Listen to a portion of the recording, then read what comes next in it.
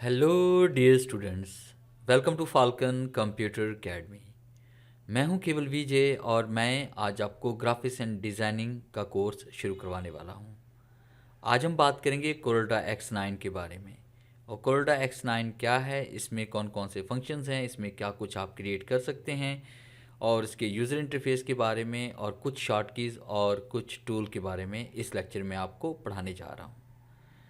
ये कोर्स उन तमाम लोगों के लिए बेहद फ़ायदेमंद है जो ऑनलाइन वर्क करना चाहते हैं, जो किसी भी प्लेटफॉर्म से, जैसे फाइवर है, अपवर्क है, फ्रीलांसिंग है, वहाँ से अगर आप ऑनलाइन वर्क करना चाहते हैं ग्राफिक्स एंड डिज़ाइनिंग का, तो ये कोर्स आपके लिए बेहद फ़ायदेमंद साबित हो सकता है।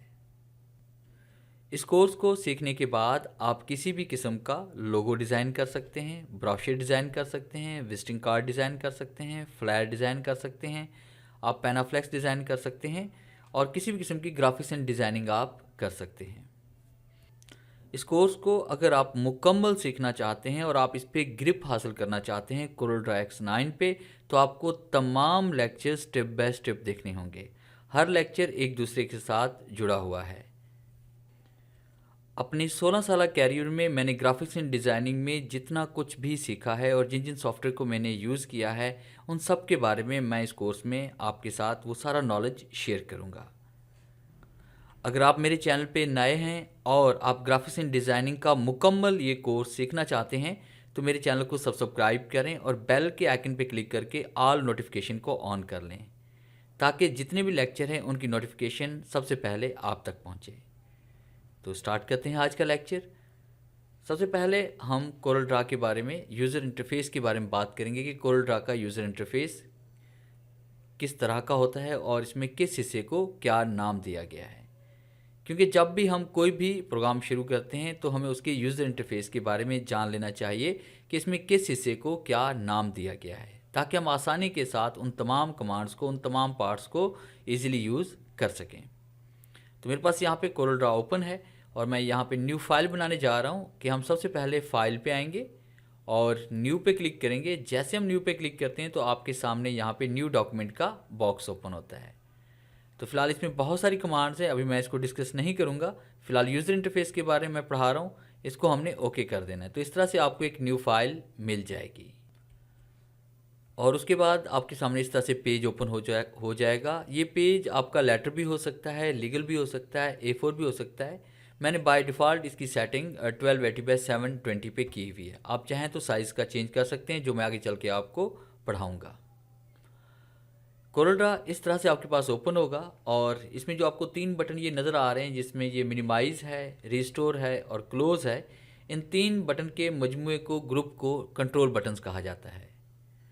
और उसके बाद आपको यहाँ पे कोरलड्रा, यहाँ पे 2019 लिखा आ रहा है, 64 बिट अनटाइटल 2 लिखा आ रहा है। इसे कहते हैं टाइटल बार, कि आपकी फ़ाइल का नेम और आपके प्रोग्राम का नाम ऊपर यहाँ पे शो होता है।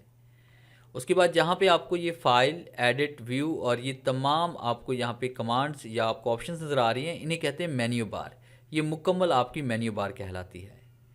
उसके बाद नीचे जो आपको बार नज़र आ रही है, जहाँ पे ये न्यू फाइल, ओपन और सेव की कमांड नज़र आ रही है, इसे कहते हैं स्टैंडर्ड बार। ये स्टैंडर्ड बार जैसी है वैसी की वैसी हमेशा रहती है। इसके अंदर बहुत सारी कमांड्स होती हैं, जिसमें फ़ाइल को बनाना, फ़ाइल को ओपन करना, इंपोर्ट करना, एक्सपोर्ट करना, ग्रुप करना, जूमिंग वगैरह, वो सारा इसमें आपका शामिल होता है।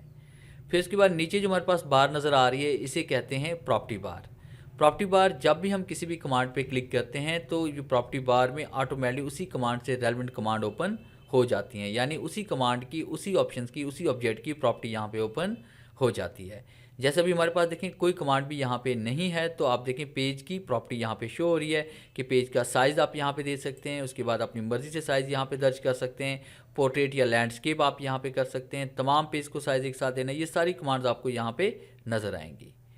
फिर इसके बाद हम बात करेंगे इसमें टूल बॉक्स के बारे में। आपकी जितनी भी जो कमांड यहाँ पे डिज़ाइनिंग में यूज़ होती हैं, वो सारी टूल बॉक्स में यहाँ पे मौजूद होती हैं। उसके बाद इसे कहते हैं रूलर्स, जहाँ पे आपको 900, 1000 ये नज़र आ रहा है, ये रूलर्स कहलाते हैं। उसके बाद ये पेज जो है, इसे कहते हैं वर्क एरिया, जिस पे आपने डिज़ाइनिंग करनी होती है, आपने काम करना होता है। और उसके बाद इसे कहते हैं स्क्रॉल बार, के पेज को अप डाउन करने के लिए आपने इस स्क्रॉल बार का यूज़ करना है। और इसे कहते हैं कलर प्लेट्स, जहाँ पे आप कलर्स वगैरह फिल करते हैं अपने टेक्स्ट में, अपनी डिज़ाइनिंग में या अपने ऑब्जेक्ट वगैरह में। और नीचे इसे कहते हैं स्टेटस बार, जहाँ पे आपको तमाम इन्फॉर्मेशन मिल रही है कि आपने कौन सा ऑब्जेक्ट सेलेक्ट किया हुआ है, उसमें कौन सा कलर आपने फिल किया हुआ है, आउटलाइन का कलर आपने कौन सा दिया है, वो सारी इन्फॉर्मेशन आपको यहाँ पे नज़र आएगी। और सबसे पहले हम बात करेंगे इसमें कुछ शॉर्ट कीज़ के बारे में। ये स्क्रीन पे शॉर्ट कीज़ मैंने कुछ यहाँ पे कंपोज की हुई हैं, और इन शॉर्ट कीज़ को आप अच्छी तरह से याद कर लें, क्योंकि इन्हीं शॉर्ट कीज़ की मदद से आप अच्छी तरह से कोरल ड्रा में काम कर सकते हैं। तो पहली जो शॉर्ट की हमारे पास इसमें आ रही है वो है F2। F2 क्या काम करता है कि पेज के ऊपर कोई भी ऑब्जेक्ट है, अगर आपने सिर्फ उसी ऑब्जेक्ट को अगर आपने जूम करना है, उसको करीब से देखना है, तो उसके लिए हम शिफ्ट अपना F2 कमांड का यूज़ करते हैं।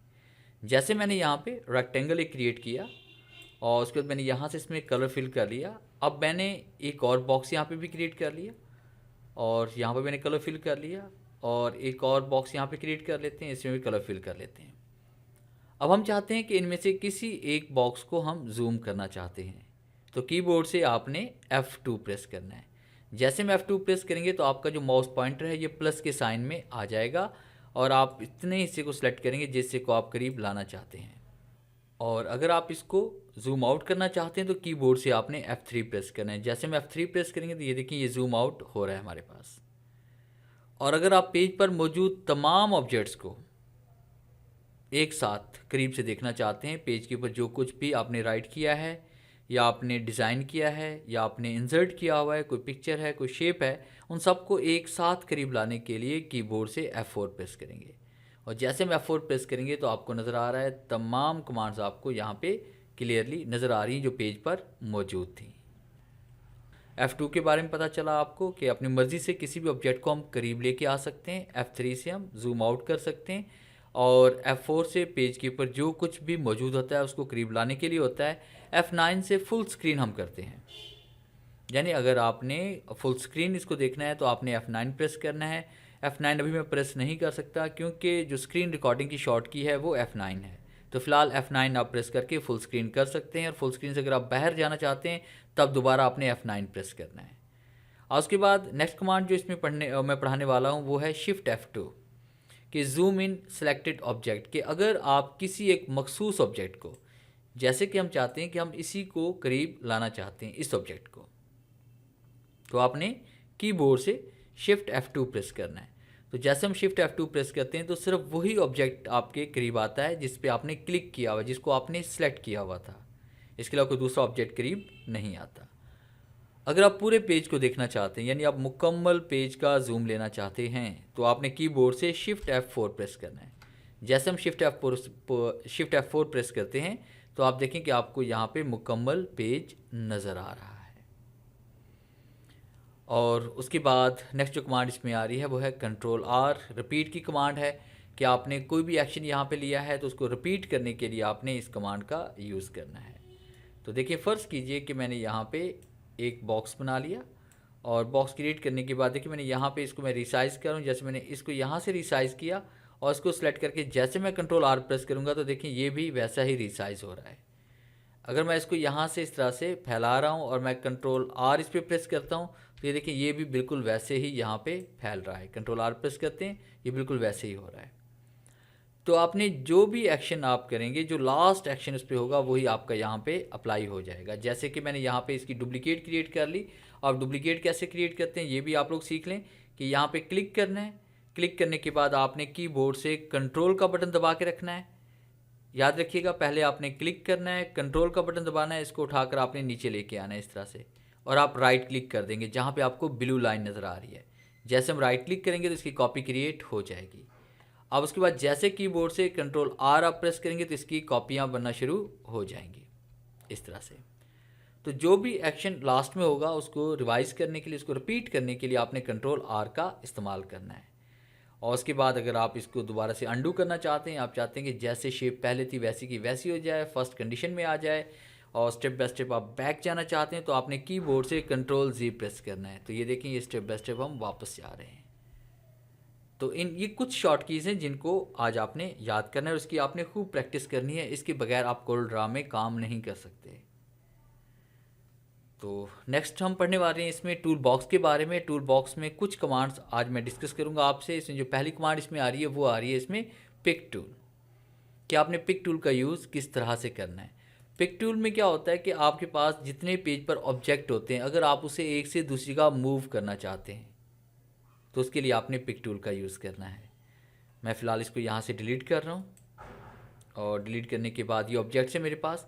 अब इसको उठाकर मैं कहीं पर भी इसे एडजस्ट करना चाह रहा हूँ तो ये देखिए मेरे पास पिक टूल की कमांड यहाँ पे काम कर रही है। मैंने यहाँ पे देखें कोई भी शेप ड्रॉ करनी है तभी मैंने पिक टूल का यूज़ करना है।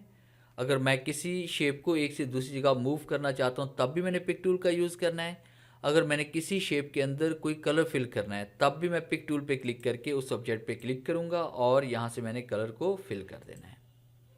तो ये काम हो गया पिक टूल का। उसके बाद नेक्स्ट कमांड जो इसमें आ रही है वो है शेप टूल, कि अगर आप किसी भी सिलेक्टेड ऑब्जेक्ट की आप शेप चेंज करना चाहते हैं तो आपने शेप टूल का यूज़ करना है। अब देखिए हमारे पास ये ऑब्जेक्ट है, इसको करीब लाने के लिए मैंने कीबोर्ड से F2 प्रेस किया और यहाँ से मैंने इसको सिलेक्ट कर लिया ताकि मैं इसको जूम इन करके शेप टूल की कमांड को अप्लाई करके दिखा सकूँ। तो इससे पहली जो कमांड इसमें आ रही है वो है शेप टूल, कि आपने शेप किस तरह से क्रिएट करनी है, इसको आप दूसरी शेप में किस तरह से कन्वर्ट करते हैं। आप देख रहे हैं कि शेप टूल में ब्रैकेट के अंदर F10 लिखा आ रहा है, तो इसकी शॉर्ट की जो है वो F10 है। आप यहाँ पे क्लिक करें, क्लिक करने के बाद देखें आपके पास वहाँ पे सिलेक्शन पॉइंट रिमूव हो चुके हैं। तो पॉइंट्स के बारे में आपको बता देता हूँ कि पॉइंट्स 3 टाइप्स के हम कोरल में ज़्यादातर जो है ना वो देखते हैं। इसमें जो पहली हमारे पास जो ऑप्शन इसमें आती है वो आती है सिलेक्शन पॉइंट, कि आपको यहाँ पे जो 3 ब्लैक पॉइंट लेफ़्ट की तरफ नज़र आ रहे हैं, 2 सेंटर में और 3 आपको राइट की तरफ नज़र आ रहे हैं, इन्हें कहते हैं सिलेक्शन पॉइंट। और जब आप यहाँ पे शेप पे आप क्लिक करते हैं तो आपको ये शेप पॉइंट में 4 पॉइंट यहाँ पे कॉर्नर पे नज़र आते हैं, 1 2 3, 2 टॉप पे हैं, 2 बॉटम पे हैं।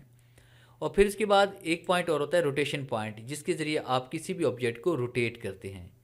हम जैसे यहाँ पे दोबारा क्लिक करेंगे, एक बार आपने क्लिक किया सिलेक्शन पॉइंट आ गए, दोबारा आप जैसे क्लिक करेंगे तो आपके पास रोटेशन पॉइंट आएंगे, आप इसको रोटेट कर सकते हैं किसी भी तरह से। ये देखिए, तो पॉइंट्स 3 टाइप्स के होते हैं, एक सिलेक्शन पॉइंट, दूसरा हमारे पास यहाँ पे शेप पॉइंट, तीसरा रोटेशन पॉइंट। तो हम यहाँ पे क्लिक करते हैं शेप के ऊपर, तो शेप पे जैसे हम क्लिक करेंगे तो आपके पास शेप पॉइंट यहाँ पे शो हो जाएंगे। और उसके बाद यहाँ पे किसी भी कॉर्नर पे क्लिक करके आप इसको रीडिज़ाइन कर सकते हैं। इस तरह देखिए हम किसी भी कॉर्नर पे क्लिक करते हैं, इस तरह से रीडिज़ाइन हो जाएगा आपका। और यहाँ पे आप क्लिक करके इसको वापस भी लेके जा सकते हैं, कि मैंने यहाँ पे क्लिक किया और इस तरह से आप इसको चेंज भी कर सकते हैं। अब मैंने ये शेप यहाँ पे डिज़ाइन कर ली, शेप जैसे मैंने डिज़ाइन की और उसके बाद मैंने शेप के ऊपर क्लिक किया हुआ है, ऑब्जेक्ट के ऊपर क्लिक किया हुआ है, तो ऊपर आप देखिए यहाँ प्रॉपर्टी बार में कुछ चेंजिंग आपको नज़र आ रही हैं, कि अगर हम यहाँ पे क्लिक करते हैं तो ये देखिए आपके पास शेप इस शक्ल में बन जाएगी। अगर हम यहाँ पे क्लिक करते हैं तो ये शेप आपके पास इस शक्ल में बन जाएगी। अगर हम यहाँ पे क्लिक करते हैं तो ये शेप आपके पास इस तरह से क्रिएट हो जाएगी। तो इस तरह से आप जिस तरह की भी शेप क्रिएट करना चाहें वो यहाँ से कर सकते हैं। और अगर आप यहाँ पे क्लिक करते हैं, जैसे मैंने इस पॉइंट पे क्लिक किया, क्लिक करने के बाद कंट्रोल प्रेस करेंगे और उसके बाद अगर हम इसको यहाँ पे चेंज करेंगे तो ये देखिए सिर्फ वही कॉर्नर आपका चेंज हुआ है, बाकी कोई और कॉर्नर चेंज नहीं हुआ।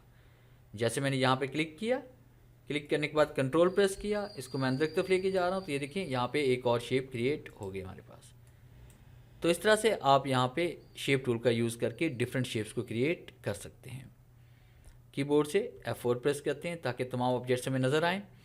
और उसके बाद नेक्स्ट कमांड जो हम पढ़ने जा रहे हैं वो है क्रॉप टूल, कि अगर आप किसी हिस्से को क्रॉप करना चाहते हैं तो आपने क्रॉप टूल का यूज़ करना है।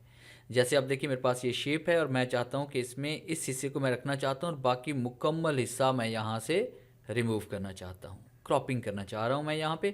तो आपने क्रॉप टूल पे क्लिक करना है और क्रॉप टूल पे क्लिक करने के बाद आपने इतना हिस्सा यहाँ पे सिलेक्ट करना है जिस हिस्से को आप क्रॉप करना चाहते हैं। अब जो हिस्सा हाईलाइट है या जिस हिस्से में आपको ये बॉक्स नज़र आ रहा है, सब इतना हिस्सा रहेगा और बाकी सारा हिस्सा यहाँ से रिमूव हो जाएगा। तो यहाँ से क्लियर करेंगे तो सिलेक्शन ख़त्म हो जाएगी। अगर आप क्रॉप पे क्लिक करेंगे तो उतना हिस्सा आपका क्रॉप हो जाएगा। और अगर आप डबल क्लिक के ज़रिए करना चाहते हैं तो यहाँ पे क्लिक करके आप डबल क्लिक करेंगे तब भी उतना हिस्सा आपका क्रॉप हो जाएगा। और उसके बाद नेक्स्ट कमांड में पढ़ाने जा रहा हूँ, इसमें जूम की वही की है जो F2 के ज़रिए हम जूम अप्लाई करते हैं। जैसे आप यहाँ पे क्लिक करेंगे तो अपनी मर्ज़ी से आप किसी भी हिस्से को करीब से देख सकते हैं। तो कीबोर्ड से F4 प्रेस करते हैं ताकि तमाम ऑब्जेक्ट्स आपको नज़र आएँ। फिर इसके बाद नेक्स्ट कमांड हम पढ़ने जा रहे हैं इसमें फ्री हैंड टूल के बारे में, कि अगर आपने यहाँ पे कोई लाइन क्रिएट करनी है तो आप फ्री हैंड टूल का यूज़ करेंगे। तो फ्री हैंड टूल का हमने यूज़ किस तरह से करना है हम इसके बारे में बात करेंगे। पिक टूल पे हम क्लिक करते हैं या कीबोर्ड से आप स्पेस का बटन प्रेस करेंगे तब भी आपका पिक टूल सेलेक्ट हो जाएगा। तो लाइन क्रिएट करने के लिए आपने फ्री हैंड पे आना है। तो लाइन किस तरह से इंसर्ट करनी है, परफेक्ट लाइन हम किस तरह से इंसर्ट कर सकते हैं, तो इसके लिए आपने यहाँ पे फ्री हैंड टूल पे क्लिक करना है। कुछ लोग क्या करते हैं, जैसे यहाँ पे क्लिक करके लाइन क्रिएट करेंगे तो उनकी लाइन कभी सीधी नहीं आती। तो हम चाहते हैं कि लाइन को हॉरिजॉन्टल या वर्टिकल बिल्कुल स्ट्रेट रखना चाहते हैं, सीधा इसे इंसर्ट करना चाहते हैं, तो आपने फ्री हैंड टूल पे क्लिक करना है और उसके बाद एक बार आपने यहाँ पे क्लिक करना है। सिर्फ एक बार पेज के ऊपर आप क्लिक करेंगे और उसके बाद आपने कीबोर्ड से कंट्रोल का बटन प्रेस करना है। कंट्रोल का बटन प्रेस करने के बाद अब आपने बिना क्लिक किए माउस को आपने यहाँ से आगे की तरफ लेके जाना है और जहाँ तक आपने लाइन क्रिएट करनी है वहाँ पे जाकर आपने फिर क्लिक कर देना है और आपकी लाइन क्रिएट हो जाएगी। अब देखिए फिर हम यहाँ पे आते हैं, वर्टिकल लाइन क्रिएट करना चाहते हैं तो आपने यहाँ पे क्लिक किया, क्लिक करने के बाद कंट्रोल के साथ आपने इसको नीचे लेके आना है। तो ये देखिए वर्टिकल लाइन भी आपकी क्रिएट हो जाएगी। इसी तरह से हम यहाँ पे क्लिक करते हैं और कंट्रोल प्रेस करते हैं तो ये देखिए जैसे हमने क्लिक किया, कंट्रोल प्रेस किया तो ये देखिए लाइन आपके पास इस तरह से क्रिएट हो चुकी है। दोबारा रिपीट कर रहा हूँ कि आपने फ्री हैंड टूल पे क्लिक करना है और उसके बाद आपने पेज के ऊपर इस तरह से क्लिक करना है, दोबारा क्लिक नहीं करना, कंट्रोल प्रेस करेंगे। अब बिना क्लिक किए आपने माउस को आगे की तरफ लेके जाना है और उसके बाद जहाँ तक लाइन क्रिएट करनी है वहाँ जाकर आपने क्लिक कर देना है, आपको यहाँ पे एक लाइन मिल जाएगी। तो इस तरह से आप यहाँ पे लाइन क्रिएट कर सकते हैं। इस तरह से आप लाइंस क्रिएट करेंगे। फिर पिक टूल पे हम क्लिक करते हैं और कीबोर्ड से शिफ्ट F4 प्रेस करते हैं। तमाम ऑब्जेक्ट्स को इस तरह से आपने सेलेक्ट करना है और कीबोर्ड से डिलीट कर दें। शिफ्ट F4 प्रेस करते हैं ताकि मुकम्मल पेज को हम देख सकें यहाँ पे। और अब उसके बाद फ्री हैंड टूल का इस्तेमाल करते हुए हमने रिपीट की कमांड को दोबारा से हमने इसको रिवाइज़ करना है कि किस तरह से हम इसकी प्रैक्टिस कर सकते हैं और किस तरह से हम लाइंस को अलाइन कर सकते हैं। आपने फ्री हैंड टूल पे क्लिक करना है और यहाँ पे क्लिक करें, कंट्रोल के साथ आपने एक लाइन को क्रिएट कर लेना है। फिर इसके बाद आपने कंट्रोल के साथ यहाँ पे क्लिक करेंगे, कंट्रोल के साथ आपने नीचे देखें, कंट्रोल प्रेस करके अगर आप नीचे की तरफ लाइन को लेके आएंगे तो ये लाइन लेफ़्ट राइट की तरफ नहीं जाएगी बल्कि वो सीधी नीचे की तरफ आएगी। तो यहाँ पे जहाँ पे ब्लू लाइन नज़र आ रही है वहाँ पे जैसे राइट क्लिक करेंगे तो आपको एक कॉपी यहाँ पे मिल जाएगी। अब कीबोर्ड से आपने कंट्रोल R प्रेस करना है ताकि इसकी मज़ीद कॉपीज़ को हम क्रिएट कर सकें। तो इस तरह से आपने लाइंस को क्रिएट करना है। अब उसके बाद आपने F2 प्रेस करना है। जैसे हम F2 प्रेस करेंगे तो ये देखिए हम इसको इस तरह से करीब से भी देख सकते हैं। और नेक्स्ट मैं आपको पढ़ाने जा रहा हूँ कि किस तरह से आपने इन लाइंस का यूज़ करते हुए आप कोई भी दूसरा ऑब्जेक्ट तैयार कर सकते हैं। जैसे हम यहाँ पे फ्लावर क्रिएट करने वाले हैं, इन्हीं लाइंस का यूज़ करते हुए डिफरेंट टाइप के फ्लावर्स हम किस तरह से डिज़ाइन कर सकते हैं। तो सबसे पहले शिफ्ट F4 प्रेस करते हैं और तमाम ऑब्जेक्ट्स को आपने इस तरह से सिलेक्ट करके इनको डिलीट कर देना है। अब यहाँ पे हम फ्री हैंड टूल पे आएंगे और आपने इस जगह क्लिक करना है, कंट्रोल के साथ आपने इसको सिलेक्ट करना है तो एक लाइन आपको मिल जाएगी और कीबोर्ड से F2 प्रेस करें एंड जूम इन कर लें। तो जैसे हमने बात की पहले सिलेक्शन पॉइंट के बारे में और शेप पॉइंट के बारे में, तो आगे मज़ीद हम शेप पॉइंट के बारे में पढ़ने जा रहे हैं कि हमने शेप पॉइंट पे यहाँ पे जैसे डबल क्लिक करेंगे या F10 प्रेस करेंगे या उसके बाद आप शेप टूल पे आप क्लिक करेंगे तब भी ये आपकी लाइन जो है वो शेप पॉइंट में कन्वर्ट हो जाएगी। अब उसके बाद आपने किसी भी जगह आपने राइट क्लिक करना है लाइन के ऊपर शेप पॉइंट में कन्वर्ट करने के बाद और आप क्लिक करेंगे टू कर्व पे और टू कर्व पे क्लिक करने के बाद आपके सामने यहाँ पे ये 2 पॉइंट सेंटर में आपको नज़र आ रहे होंगे। किसी भी एक पॉइंट पे आप यहाँ पे क्लिक करें और इसको इस तरह से ऊपर लेके आपने जाना है ये। और फिर इसके बाद हमने यहाँ पे पिक टूल पे आना है और पिक टूल पे क्लिक करने के बाद आपके पास यहाँ पे सिलेक्शन पॉइंट आपको नज़र आ रहे हैं। आपने सेंटर वाले पॉइंट पे इस तरह से यहाँ पे क्लिक करके रखना है। यहाँ पे क्लिक करें, कंट्रोल प्रेस करें और इसको नीचे की तरफ आपने लेके आना है। अब देखिए जहाँ पे ब्लू लाइन नज़र आ रही है वहीं पे आपने राइट क्लिक कर देना है ताकि इसकी एक कॉपी क्रिएट हो जाए। और फिर इसके बाद आपने इन दोनों ऑब्जेक्ट्स को आपने एक साथ सेलेक्ट करना है और यहाँ किसी भी कॉर्नर पे क्लिक करते हुए इसको आपने रिसाइज़ करना है। और फिर इसके बाद हम यहाँ पे क्लिक करते हैं कंट्रोल के साथ आपने राइट क्लिक और उसकी कॉपी क्रिएट कर लेनी है दूसरी तरफ। फिर आपने इन दोनों ऑब्जेक्ट्स को आपने सेलेक्ट करना है। इस तरह से आप दोनों ऑब्जेक्ट्स को आप सेलेक्ट करें और आपने एक बार फिर यहाँ पे क्लिक करना है ताकि रोटेशन पॉइंट आपके शो हो जाएं। और फिर आप किसी भी कॉर्नर पे क्लिक करते हुए रोटेशन पॉइंट पे कंट्रोल प्रेस करेंगे और इस तरह से आपने इसको रोटेट करना है। जब ये सेंटर में आ जाए तो यहाँ पे राइट क्लिक कर दें, इसकी कॉपी क्रिएट हो जाएगी। फिर आप यहाँ पे क्लिक करें, कंट्रोल प्रेस करें, राइट क्लिक और आपने इसकी कॉपी क्रिएट कर लेनी है। फिर आप यहाँ पे क्लिक करें, कंट्रोल और राइट क्लिक करके आपने इसकी कॉपी क्रिएट कर लेनी है। तो इस तरह से आप यहाँ पे ऑब्जेक्ट्स क्रिएट कर सकते हैं। ये देखिए मैंने एक फ्लावर क्रिएट किया लाइंस के ज़रिए कि तमाम ऑब्जेक्ट्स को हम इस तरह से सिलेक्ट करते हैं और सिलेक्ट करने के बाद किसी भी कॉर्नर पे क्लिक करते हुए हमने इसको यहाँ से डिज़ाइन किया।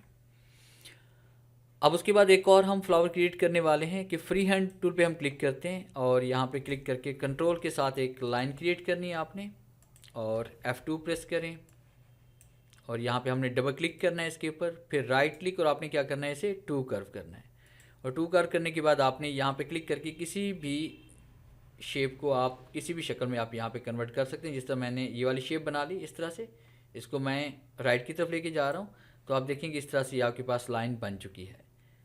आपने यहाँ पिक टूल पे क्लिक करना है, फिर इसके बाद यहाँ पे सेंटर में क्लिक करेंगे, कंट्रोल प्रेस करें, इसको नीचे की तरफ आप लेके आएँ, यहाँ पे राइट क्लिक करें तो इसकी कॉपी क्रिएट हो जाएगी। F3 प्रेस करते हैं, इन दोनों ऑब्जेक्ट्स को आप सेलेक्ट करें, इसको यहाँ से आप रिसाइज कर लें। सेंटर वाले पॉइंट पे आपने क्लिक करना है, कंट्रोल प्रेस करना है, फिर राइट क्लिक और आप इसकी कॉपी क्रिएट कर लेंगे दूसरी तरफ। अब इन दोनों ऑब्जेक्ट्स को आप सेलेक्ट करें, आपने दोबारा रोटेशन पॉइंट पे क्लिक करना है, कंट्रोल के साथ आप इसको रोटेट कर लेंगे इस तरह से। फिर आप कंट्रोल के साथ यहाँ पे क्लिक करके इसको रोटेट कर लेंगे। फिर आपने यहाँ पे क्लिक करना है, कंट्रोल के साथ क्लिक करके राइट क्लिक भी आपने करना है साथ में ताकि इसकी कॉपी क्रिएट हो सके। तो ये देखें कि ये फ्री हैंड टूल के ज़रिए मैंने यहाँ पे दो तरह के फ्लावर्स यहाँ पे क्रिएट कर लिए हैं। तो इस तरह से आप जितनी चाहे डिज़ाइनिंग बना लें, राइट क्लिक करने के बाद से कर्व करने के बाद F4 प्रेस कर रहा हूँ इसको करीब लाने के लिए। और अगर आप इसके अंदर आप कलर फिल करना चाहते हैं तो हमें क्या करना होगा। यकीनन आप सोच रहे होंगे कि कलर बार से यहाँ से कलर हम फिल कर सकते हैं, तो यहाँ पे क्लिक करने से कभी इसमें कलर फिल नहीं होंगे क्योंकि ये हमारे पास लाइंस थी सारी और लाइंस की सिर्फ आउटलाइन चेंज होती है। ये देखिए जैसे मैंने क्लिक करके इसे एक साइड पे किया तो ये से मेरे पास लाइंस हैं। तो यहाँ पे कोई मेरे पास इनमें ऑब्जेक्ट्स जो है ना, इनकी जितनी भी शेप्स हैं आपस में, जो कनेक्टर्स हैं आपस में जुड़े हुए नहीं हैं, वेल्ड नहीं किए हुए। तो ये सारी लाइंस हैं कि आप इनके ऊपर राइट क्लिक करके आउटलाइन चेंज कर सकते हैं, मगर आप इसके अंदर कलर फिल नहीं कर सकते। तो कलर फिल करने के लिए हमें क्या करना होगा, हमें स्मार्ट तरीका यूज़ करना होगा, यानी स्मार्ट टूल के बारे में हम बात करेंगे कि आप स्मार्ट टूल के ज़रिए आप इसके अंदर कलर फिल कर सकते हैं। तो मैं इस शेप को यहाँ से मैं डिलीट कर रहा हूँ ताकि एक शेप को करीब करके मैं आपको दिखा सकूँ। F4 प्रेस करते हैं। अब उसके बाद हमने यहाँ पे इसमें आना है टूल बॉक्स में स्मार्ट फिल टूल पे, और स्मार्ट फिल टूल पे क्लिक करने के बाद आप यहाँ पे देखें आपके पास ये स्मार्ट फिल टूल आ चुका है, प्लस का साइन, और ऊपर प्रॉपर्टी बार भी चेंज हो चुकी है। अगर आप कोई भी कलर अपनी मर्ज़ी का सिलेक्ट करना चाहते हैं वो भी आप यहाँ से आप कर सकते हैं कि आप जो कलर भी देना चाहें वो यहाँ पे आप सिलेक्ट करें। जिस तरह का कलर भी आप यहाँ पे सिलेक्ट करेंगे वो सारे कलर्स आपको यहाँ पे मिल जाएंगे। और फिर हम यहाँ पे क्लिक करते हैं तो आप देखें इसके अंदर अब कलर फिल हो रहे हैं। स्मार्ट फिल क्या करता है कि जहाँ जहाँ भी गैप होता है शेप के दरमियान, वहाँ इस गैप को ये फिल कर देता है। अब आप देख रहे हैं कि मैंने यहाँ पे कलर फिल किया, उसके बाद मैं कोई और कलर इसमें फिल करना चाहता हूँ तो मैंने यहाँ पे क्लिक किया और उसके बाद यहाँ पे क्लिक करते हुए हम और कलर भी इसमें फिल कर सकते हैं इस तरह से। तो जहाँ जहाँ गैप है वहाँ पे क्लिक करते जाएंगे तो ये कलर फिल होते जाएंगे। तो इस तरह से आप यहाँ पे स्मार्ट टूल का इस्तेमाल करके किसी भी खाली जगह पे क्लिक करके आप उसमें कलर फिल कर सकते हैं शेप के दरमियान। और उसके बाद अगर आप इनकी आउटलाइन अगर आप चेंज करना चाहते हैं या आउटलाइन को रिमूव करना चाहते हैं तो उसके लिए हमें क्या करना होगा कि आपने सबसे पहले मुकम्मल इस तरह से आपने ऑब्जेक्ट्स को सिलेक्ट करना है और यहाँ पे किसी भी कलर पे अगर अब हम राइट क्लिक करेंगे तो उसकी आउटलाइन यहाँ पे चेंज हो जाएगी। देखें किसी भी कलर पे हम राइट क्लिक कर रहे हैं तो यहाँ पे आउटलाइन चेंज हो रही है। और अगर आप लेफ़्ट क्लिक करते हैं, क्योंकि आप हम इसमें कलर फिल कर चुके हैं, तो आपका यहाँ पे एक ही साथ ये सारा कलर फिल हो जाएगा, क्योंकि पहले इसमें आउटलाइन थी, फिर इसके बाद कलर हमने फिल किया। कलर फिल करने के बाद दोबारा आप यहाँ से कलर फिल कर सकते हैं, कलर को चेंज भी कर सकते हैं। और उसके बाद कहीं यहाँ पे ये ऊपर आपको जो यहाँ पे टेक्निकल लाइन जो नज़र आ रही है, तिरछी लाइन, आप इसके ऊपर जैसे राइट क्लिक करेंगे तो ये आउटलाइन यहाँ से रिमूव हो जाएगी और यहाँ पे किसी भी कलर पे राइट क्लिक करेंगे तो आउटलाइन अप्लाई भी हो जाएगी। तो इस तरह से आप कलर फिल भी कर सकते हैं और आउटलाइन को चेंज भी कर सकते हैं, आउटलाइन को रिमूव भी कर सकते हैं। तो ये था ग्राफिक्स एंड डिज़ाइनिंग में हमारा पहला लेक्चर, जिसे मैंने आपको पढ़ाया कोरल ड्रा के कुछ इंपॉर्टेंट कमांड्स के बारे में, कि यूज़र इंटरफेस के बारे में पढ़ा, कुछ शॉर्टकीज़ के बारे में पढ़ा और कुछ हमने कमांड्स के बारे में पढ़ा। तो आज की वीडियो कैसी लगी? अगर इससे आपने कुछ लर्न किया है, कुछ सीखा है, तो आप इस वीडियो को लाइक करें और अपने दोस्तों के साथ शेयर करें। तो मिलते हैं हम नेक्स्ट लेक्चर में, तब तक के लिए गुड बाय।